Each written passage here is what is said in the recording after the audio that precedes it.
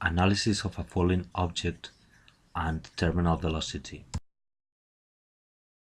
The force involved are the weight that pulls the object downwards and increases its speed downwards. The weight is constant. The friction with the air, called drag force, that depends on the speed of the object.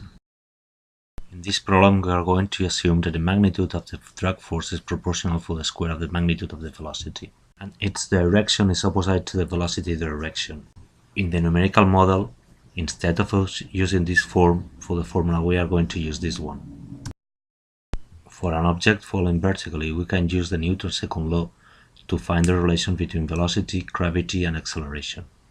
In fact, we can find a velocity that makes the friction equals the weight, so that makes the acceleration is 0. That velocity is called terminal velocity. After reaching the terminal velocity, the acceleration is 0, so the object keeps its velocity constant. If the velocity of the object is lower than the terminal velocity, as for example in a falling object starting from rest, the object is going to increase its velocity. If the velocity is higher than the terminal velocity, the object is going to reduce its velocity until it reaches the terminal velocity. As a test object, we have used a hat, and as we can see from the graphs, it seems it reached terminal velocity. The graph of the position ends in a straight line, and the velocity ends horizontally. As we are going to use the simulation to compare different objects, each time we run the simulation, we analyze two objects. Both objects have the same mass, and in the first simulation, they have the same initial conditions. The drag parameter has been chosen to give the best fit to the final position. In the first simulation, the main difference between the two objects is the drag force.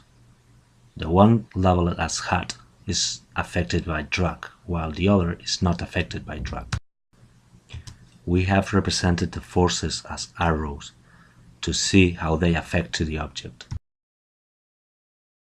As we have said, in the first simulation we compare a free-falling object with one affected by drag. As we can see, the object affected by drag falls slowly than the one not affected by it. If we compare the data from the video with the data from the simulation of a free-falling object, we can see the same that we have seen in the simulation. The free-falling object falls faster than the object from the video, but it seems that the hat starts falling faster than the free-falling object. So we have discarded several things. First, the gravity in my home doesn't differ greatly from the mean value. The hat doesn't come from a witch, and there's no magic powers in it. And there's no physics beyond the standard model in my house. Neither there's a multidimensional door or kind of vortex in my house. So, after eliminating the impossible, whatever remains, however improbable, must be the truth. So, the more likely is that there's a problem with the video on the perspective, or the camera wasn't completely vertical, or the object hadn't fallen vertically. So that gives a problem with the data. If we compare the movement of the hat with the simulated data of the hat, we find a good agreement. The simulated data reproduces quite well the fall at constant speed or almost constant speed of the object, but fails to reproduce the beginning of the fall. As we have already said, that is due to some problems with the data.